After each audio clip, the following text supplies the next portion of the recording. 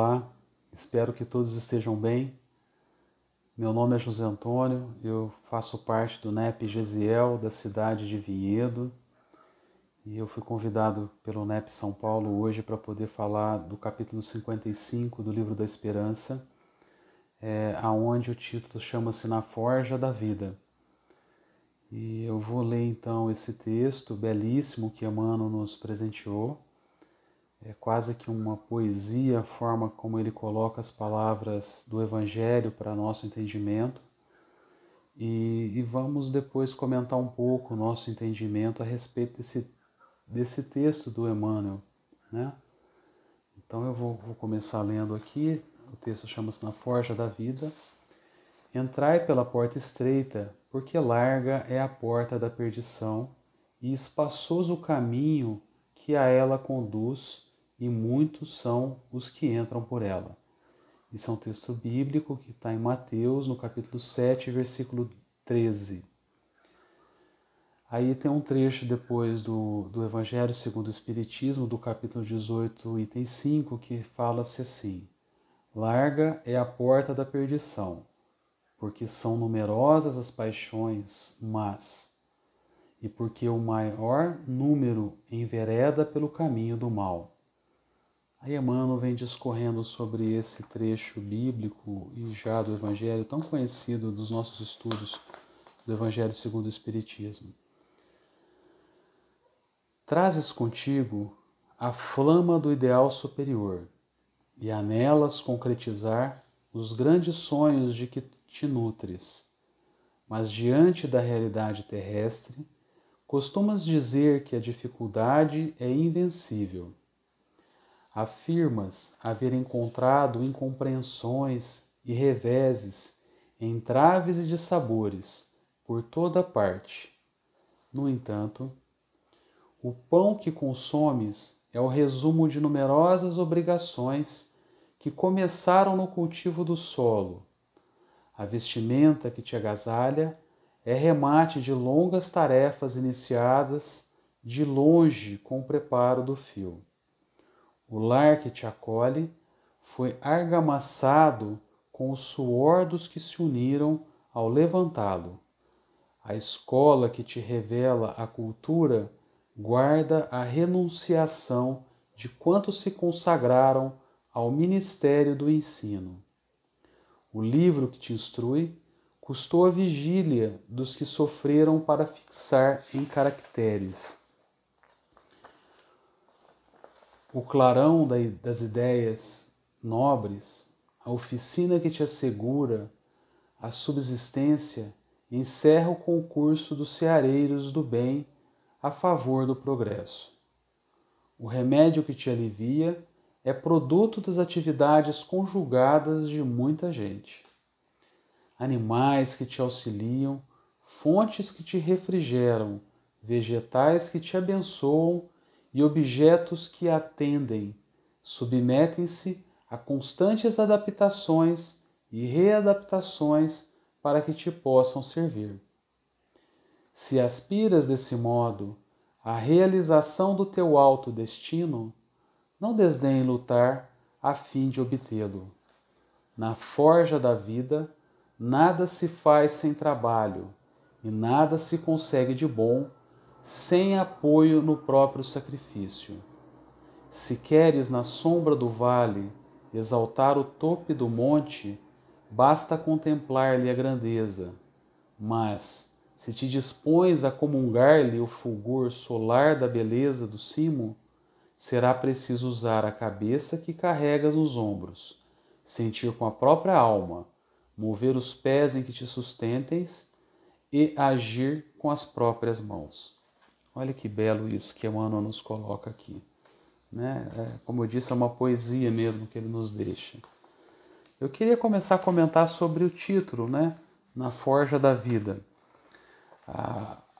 O verbo forjar, ele é muito conhecido quando falamos, às vezes, de moldar uma joia, ou quando falamos de moldar um metal, né? Então nós estamos forjando isso, modificando ele, trazendo ele de uma pedra bruta para uma pedra polida. Então ele vai ser forjado, né? Então a palavra forjar vem desse significado, dessa mudança, dessa modificação. É a mesma matéria, é o mesmo material, entretanto ele é moldado, ele é forjado para uma maneira mais polida, aonde ele vai ficar mais com semblante, com um visual mais bonito, né? Então, nesse caso, a forja nossa aqui é a forja da vida, segundo Emmanuel, né? Depois, no trecho aonde fala do Evangelho segundo o Espiritismo, na sequência desse trecho dentro do Evangelho tem um texto bem interessante que eu queria só colocar para vocês, que é bem a sequência daquilo, da parte do Evangelho. Na sequência ele diz assim: tal o estado da humanidade terrena, porque sendo a terra mundo de expiação, nela predomina o mal. Quando se achar transformada, a estrada do bem será a mais frequentada. Aquelas palavras devem, pois, entender-se em sentido relativo e não sentido absoluto. Então Kardec colocou dessa maneira o comentário dele para o texto bíblico que Emmanuel depois discorreu. Então eu queria fazer primeiro um comentário sobre essa parte que Kardec disse aqui, né? Então quando você coloca essas palavras dentro da realidade do nosso planeta Terra, aonde nós estamos num mundo de provas e expiações, passar pela porta estreita ou passar pela porta larga, há um entendimento, né? Que é onde as facilidades, devido às nossas fragilidades, nos levam a ir para a porta larga, que seria o entendimento da porta onde todas as facilidades vêm ao nosso redor. Os prazeres momentâneos chegam até nós, né? Então, nesse mundo nosso que nós estamos passando, é muito mais fácil nós aceitarmos a porta larga.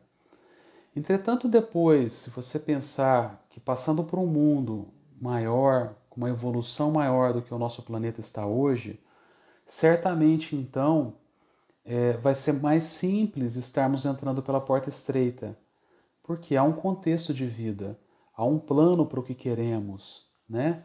Não é mais os prazeres momentâneos, e sim um projeto de vida que nós temos. Dessa maneira, as palavras quando Kardec fala entre relativa, eu entendo como sendo atemporal, né? É temporal nesse caso. Nesse momento nós estamos passando que precisamos dessa lição para poder entendermos e sermos forjados a melhoria nossa no nosso dia a dia. Então, nesse tempo que estamos passando enquanto mundo de provas e expiações. Quando passarmos desse plano para um plano melhor, para um mundo mais evoluído, certamente isso vai mudar um pouco a nossa performance, porque nós vamos deixar de buscar esses prazeres momentâneos. Então, isso se torna temporal. Então, comentando esse trecho de Kardec, que começou com Emmanuel, eu entendi dessa maneira que eu passo para vocês esse entendimento. Depois, Emmanuel discorre, né, ele inicia esse texto todo como se fosse um processo inicial de reencarnação, né? Quando nós estamos no plano, vamos começar aos nossos planos reencarnatórios, fazemos 1000 promessas, né? Que nós vamos conseguir vencer essas provas, porque vai ser mais fácil entrar pela porta estreita que a porta larga. E aí somos colocados então na prova material que temos. Quando somos colocados nessa prova material, aí nós deixamos de ter um propósito de vida e passamos então a ter esses prazeres, esses propósitos momentâneos que nos levam a pequenos prazeres apenas. E aí nós pegamos e nos arrependemos e voltamos e tentamos justificar o que está acontecendo conosco. Olha, peraí, foi difícil, não é tão fácil assim como eu achei que fosse, né? E aí depois Emmanuel continua de forma bela, né, nos brindando quase que como um poema, né, falando da parte do pão, né, que quando a gente vai comer um pão, passou pela mão de alguém que fez aquele pão. A nossa casa foi construída, passou pela mão de alguém para essa casa ser construída, né? Então ele fala da necessidade social que temos, desse convívio social que necessitamos, né? Então nós reencarnamos, dizemos que vamos passar por essas provas, vamos ser forjados, ser melhorados nessa circunstância e às vezes esquecemos que esse mundo é feito da parte social, que nos socializamos com as outras pessoas, que dependemos de outras pessoas para poderem viver. E aí caímos aonde? No egoísmo, né? Em achar que somos dono da verdade, em achar que os nossos desejos é o que nos fortalece, que esses pequenos prazeres é o que precisamos, e aí acabamos enveredando. E é legal porque Emmanuel depois ainda continua, que ele não fala somente que precisamos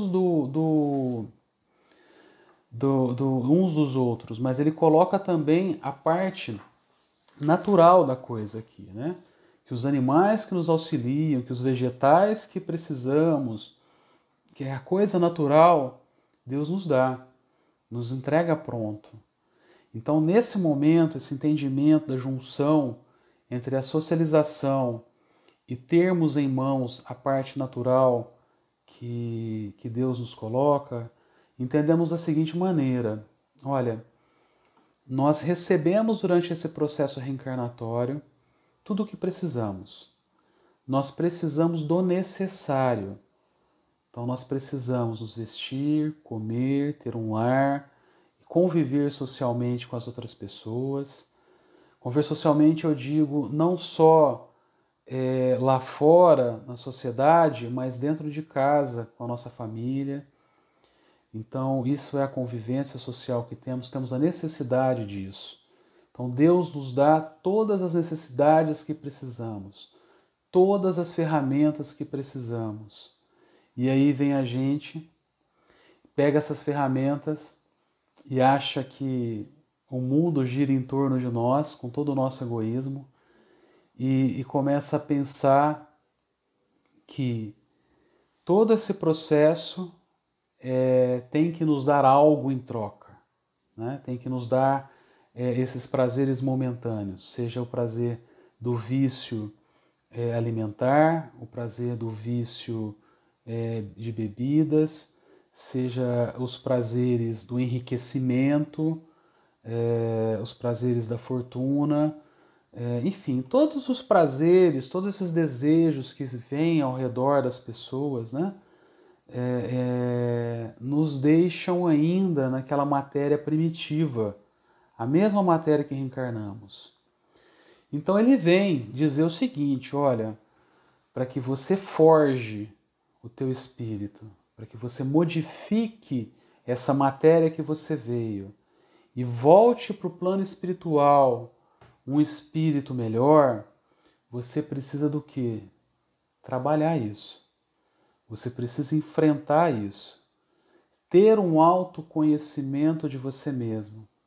Saber que você é um ser que pode errar, um ser que está naturalmente num planeta onde você foi colocado porque você está nesse nível, entender isso, entender qual é a sua posição dentro da sociedade, a sua posição dentro da sua família, do seu trabalho.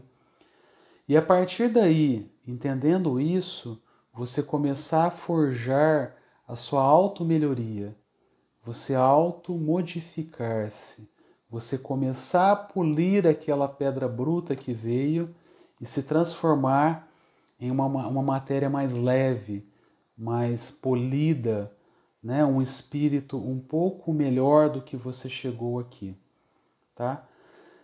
Então, basicamente, sobre os textos seriam isso. O que eu queria um pouco acrescentar aqui ainda é falar que sobre um pouco ainda sobre esses prazeres momentâneos, né? é muito mais fácil para nós. Essa porta larga que ele fala, é fácil para nós ter os prazeres momentâneos. O quão gostoso, às vezes, a gente se deixa levar a esses prazeres momentâneos, né? Muitos dos problemas emocionais que temos são causados por esses prazeres momentâneos, porque nos deixamos levar por algum estímulo externo que nos deixa feliz por um pequeno momento. E aquele pequeno momento nos dá a impressão de que é tudo o que precisamos para ser alegre. E aí nos apegamos a pessoas, nos apegamos a objetos, nos apegamos a lugares, a casas. Então isso são os prazeres momentâneos nossos. As maiores causas, se você for analisar os prazeres momentâneos, primeiro, a causa raiz é o egoísmo. Não tem outra causa raiz, porque você tenta se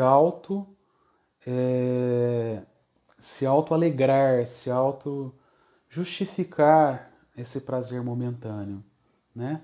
E o que falta então para nós sairmos dessa porta larga que é tão às vezes prazerosa, tão gostosa? Nos falta ter um projeto de vida, né?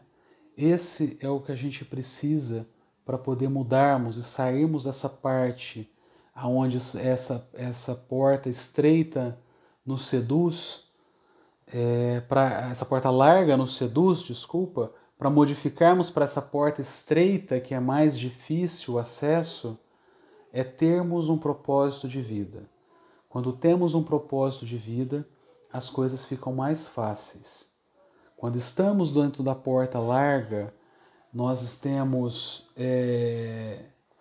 queremos receber tudo a nosso favor.